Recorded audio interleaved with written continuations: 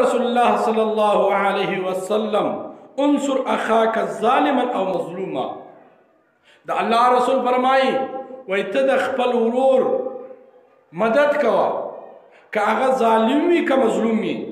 صحابه ورته ویل یا رسول الله صلی الله علیه وسلم د مظلوم خو موږ مدد کوو، د مظلوم سره موږ کومک کوو، لیکن د ظالم سره څنګه مدد وکړو؟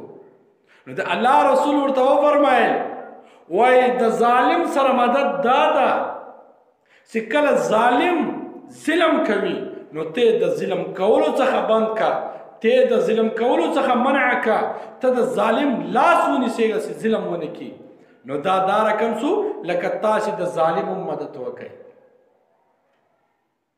د الله رسول صلی الله علیه وسلم فرمایي اتق دعوة المظلوم فإنها ليس بينها وبين الله حجاب. وای د مظلوم د شیرا څخه وبېرېږئ. د مظلوم او د الله جل جلاله په مابینځ کې پرده نسته. د الله رسول څه فرمایي؟ وای د مظلوم د شیرا څخه، د مظلوم د بدعا څخه وبېرېږئ. ولې؟ د مظلوم او د الله جل جلاله په مابینځ کې د هیڅ شي پرده نسته. دغه رقم بل حدیث ته د الله رسول فرمایي وای د مظلوم د شیرا څخه وبېرېږه که څه هم کافر وي، که څه هم دا مظلوم کافر وي، بیا هم ته د دې مظلوم د کافر د شیرا څخه وبېرېږه. نو د الله رسول فرمایي وای ته د مظلوم مدد کوه، د ظالم هم مدد کوه.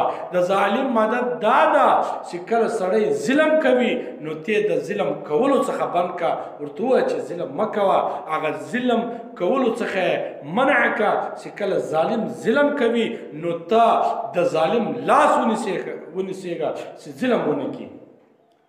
دغه رقم د بخاري شریف حدیث ما درته وویل چې رسول الله صلی الله علیه وسلم فرمایي اتق دعوة المظلوم، وای وبېرېږه د مظلوم د شیرا څخه. دا د بخاري شریف حدیث ته.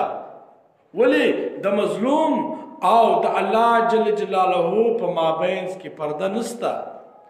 د مظلوم د شیرا، د مظلوم د څخه وبېرېږه.